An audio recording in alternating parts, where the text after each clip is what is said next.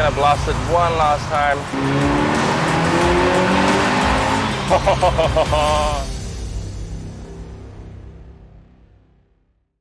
What's up guys, Sean here, and today we're going to be reviewing the lovely Ferrari 328 GTS.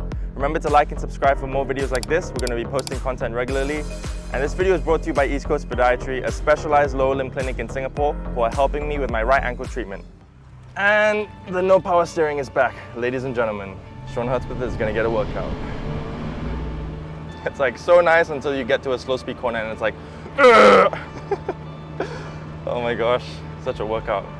The clutch biting point is super high. So the Ferrari 328 GTS, produced from 1985 to 1989, succeeded the 308 which came before, and preceded the 348 which came after. So it was called the 328 because the engine's 3.2 liters and 8 cylinders, so hence 328. It either came in GTB form, which was the hardtop, or GTS, like this for example. And GTB stands for Gran Turismo Berlinetta, and GTS stands for Gran Turismo Spider. And the advantage with the Spider is obviously you can take off the roof, which means someone as tall as me can actually drive it.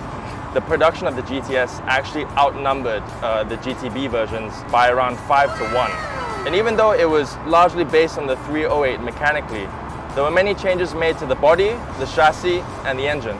The increased engine size meant that it had more power and more torque than the 308, taking the figures up to 270 brake horsepower and 330 Newton meters of torque. And because this car only weighs just over 1.2 tons, the 328 will go into a top speed of just over 260 kilometers an hour. It would also go from 0 to 100 kilometers an hour in under 6 seconds, which at the time was seriously quick. I mean, even now it's pretty quick. Can you imagine back then? I think it's time for some fun. Woo! That sound is just awesome. Okay, we're coming to the end of the tunnel, so I'm gonna blast it one last time.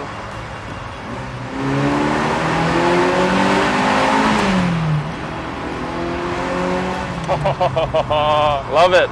And actually in 1988, a big upgrade came when Ferrari introduced ABS to this car. The suspension had to be adjusted to accommodate for the systems. And this actual car is a 1989 car, so right at the end of production. So fortunately it has all those benefits.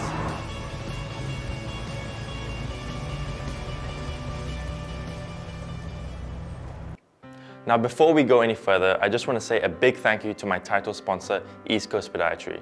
They are a specialized clinic in Singapore for incredibly fast and effective treatments. I really wanted to have them as my team podiatrist as they have been keeping me pain-free so that I can perform at my best. When I broke my ankle, they handled my post-op treatment and it was just amazing. This was like the ultimate test. I had to recover from a broken ankle in a matter of weeks, so they were pressed for time, working against the clock. They went all out like a pit crew, and they did different types of high-intensity treatment just to get me back on track as quickly as possible. After my first surgery, I could race, but I still couldn't run.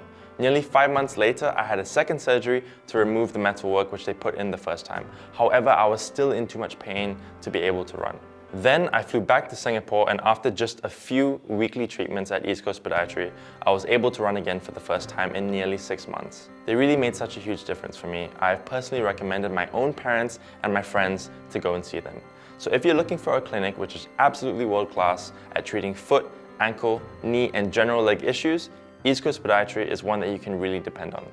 Now back to the car. So as you can see, it looks absolutely beautiful. I mean, I can't believe this car is almost 40 years old. It just looks stunning. The car was designed by Leonardo Fioravanti at Pininfarina, and there were subtle changes to the overall look of the car compared to the 308 that came before. So for example, this sort of softening of the wedge look and the rounding of the front bonnet, and similar treatment to the rear as well.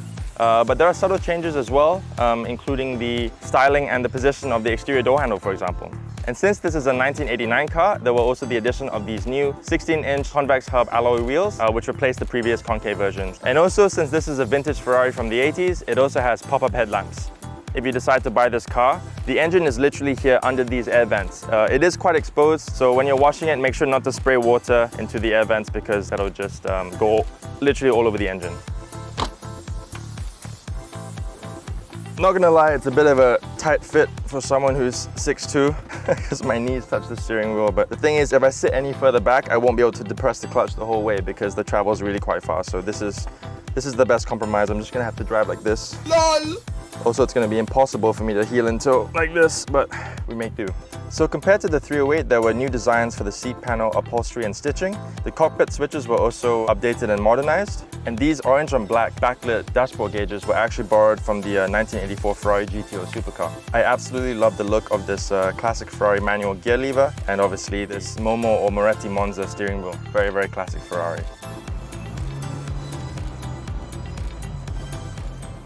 Another thing that you have to sort of get used to is obviously the first gear is where second gear usually would be, because reverse is where first gear would be, and so on and so forth. So that does take a little bit of getting used to, and fifth gear is where sixth gear should be, because obviously this car only has 5 gears. But once you're used to it, it's actually a lot more intuitive than you would think. Oh man, this manual gearbox is so much fun. I'm just changing gear and blipping just for the sake of it. It's crazy that you can't buy new Ferraris with this anymore, but I can kind of get it because, you know, now the cars have so much torque and so much power. The manual gearbox just wouldn't work as well, but I do love it. I do miss it. This mirror, this side mirror, is at the highest angle it can go, but I'm too tall, so I'm literally just looking at the road. So every time I need a filter, I literally have to duck down like this. I know it's not exactly an everyday car. It's not the most practical. I probably couldn't drive it with a roof up, which means that if it rains, I'm basically stuffed. But it's such a great weekend car. I mean, even in Singapore, you know, it's hot and humid, but I'm loving every second of this. I don't really have anything to complain about. It's just, you know, obviously the wing mirror is a little bit annoying and there's a little bit of free play in the steering, but to be honest, when it bites, it's really, really nice. Okay, it's heavy at low speeds, without power steering, obviously, but when you're driving at speeds, it becomes lighter and has just a really, really nice feel to it when you're cornering. Visibility is good. I don't really have any blind spots. And the front clearance is actually better than I was expecting. I mean, we had to clear a few big speed bumps on the way here, but just slow down, put the clutch in and glide over it slowly and no issues. Although, I can't imagine this would do very well in an underground car park. So a 328 now in really, really good condition would probably set you back around 400,000 Singapore dollars. The value is actually starting to go up. People are just, I guess, recognizing that it's a classic and they're just becoming more and more desirable. So thanks for sticking around to the end of the video. I hope you guys enjoyed it as much as I did. Remember to like and subscribe and hit that notification bell so you don't miss any content. And leave a comment down below if you have any idea about which Ferrari you'd like me to review next. Follow me on social media and follow the racing journey. So let's get straight to the point.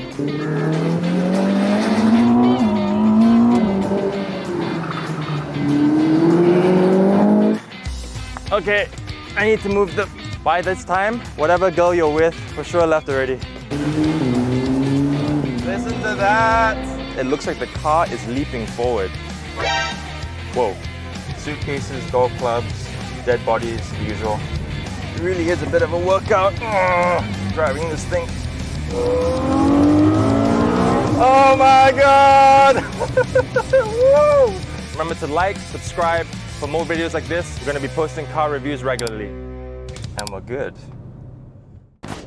What's up guys? So today on the menu we have Singapore fish soup. Unfortunately the hawker was completely full, so we had to take away for my lunch today. But I'm very, very much looking forward to this.